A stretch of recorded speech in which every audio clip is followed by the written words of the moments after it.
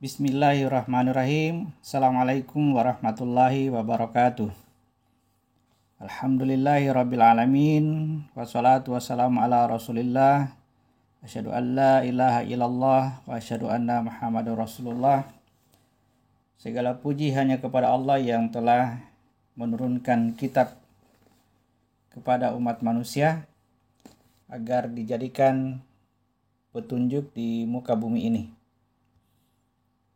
Salawat dan salam semoga tercurah kepada junjungan kita Nabiullah Muhammad SAW yang telah membacakan kitab kepada manusia, yang mana dengan kitab tersebut Allah mengeluarkan manusia dari tempat yang gelap gulita ke tempat yang terang benderang, minaz zulumati ilan nur.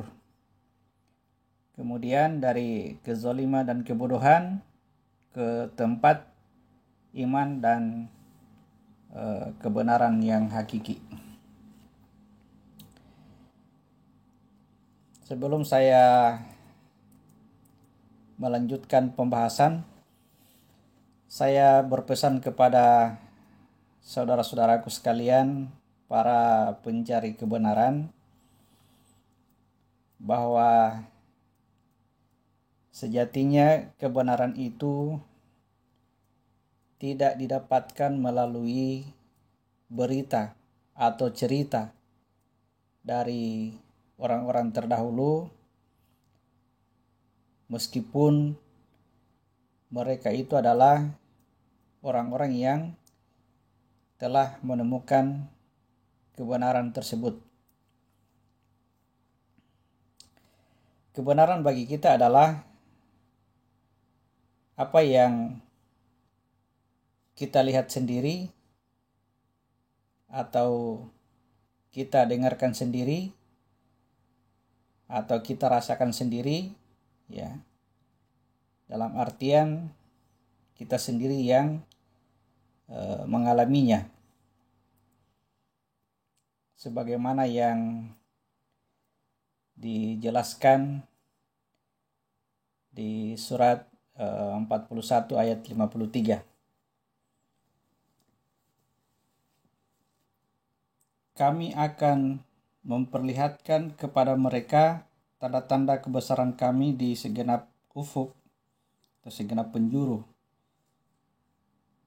Dalam hal ini adalah seluruh alam semesta. Dan juga pada diri mereka sendiri.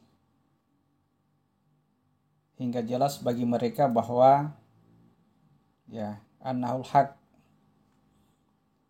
bahwa dia adalah al-haq, dia adalah kebenaran. Tiadakah cukup bahwa sesungguhnya Tuhanmu menjadi saksi atas segala sesuatu?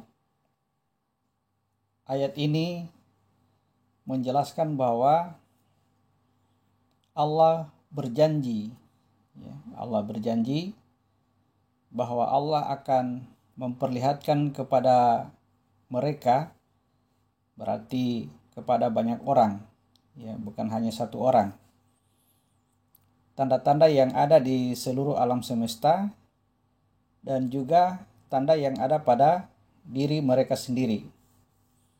Sehingga dengan demikian mereka dapat menemukan kebenaran. Janji ini pasti akan dipenuhi oleh Allah. Karena Allah tidak pernah lupa terhadap janjinya. Innallaha la yukhliful mi'ad. Sesungguhnya Allah tidak menyalahi janjinya. Tentu ini merupakan sebuah harapan bagi mereka, para pencari kebenaran, sebab kata mereka pada ayat tersebut tidak terbatas pada orang-orang tertentu saja. Dalam hal ini mencakup siapa saja. Hanya yang perlu kita lakukan adalah bagaimana cara kita belajar merespon tanda-tanda dari Allah.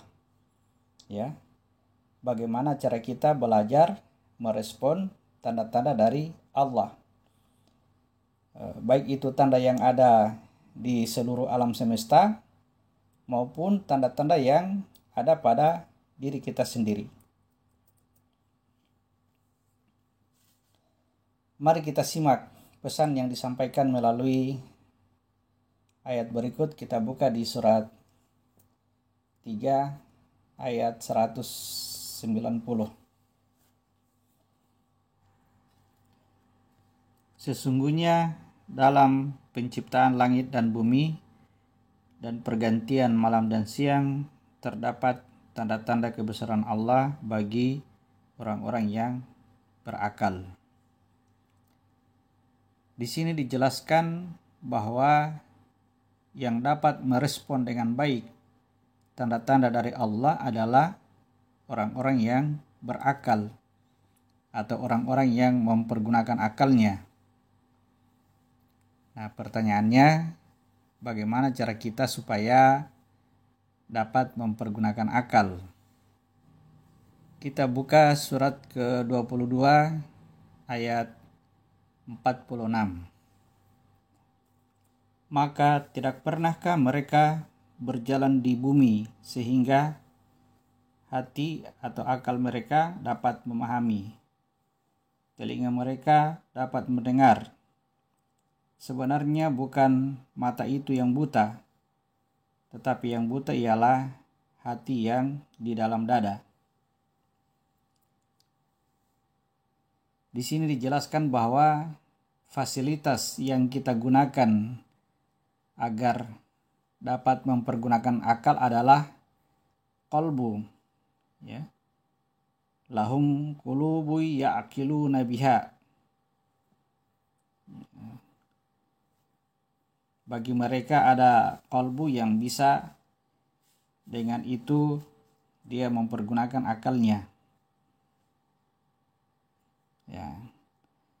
Kedudukan qalbu ini sama dengan telinga dan sama dengan mata sebagai alat-alat pada jasad.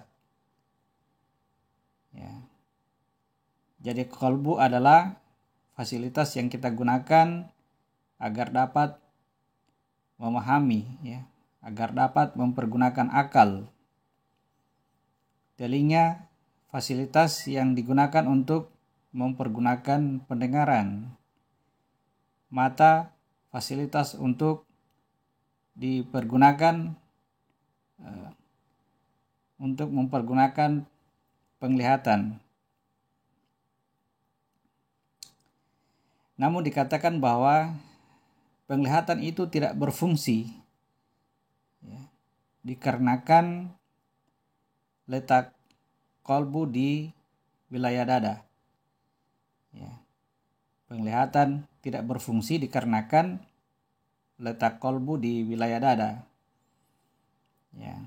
Dengan bahasa, sesungguhnya bukanlah mata itu yang buta, tetapi yang buta ialah hati yang di dalam dada. Ya. Kita perhatikan gambar diri manusia.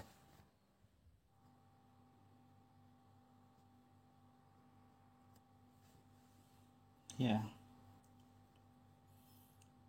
Perhatikan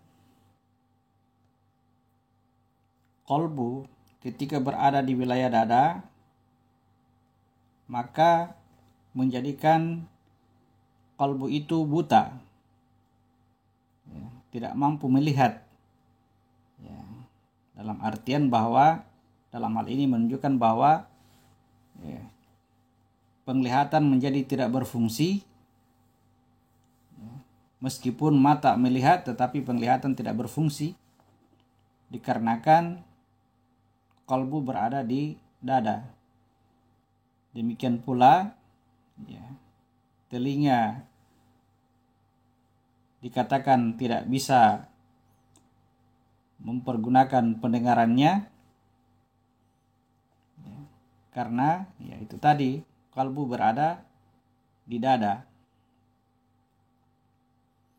Ya, demikian pula, ya, qalbu pun tidak akan mampu memahami ketika berada di tempat itu. Olehnya itu, perlu kita ketahui tentang bagaimana mengelola qalbu ini supaya tempatnya berpindah, tidak berada di dada. Dia harus berpindah di tempat tertentu, saya katakan dulu seperti itu, supaya nanti kemudian qalbu itu bisa memahami, qalbu itu bisa digunakan untuk mempergunakan akal, sehingga mata bisa melihat dan telinga bisa mendengar. Untuk itu perlu kita kenali tentang qalbu ini.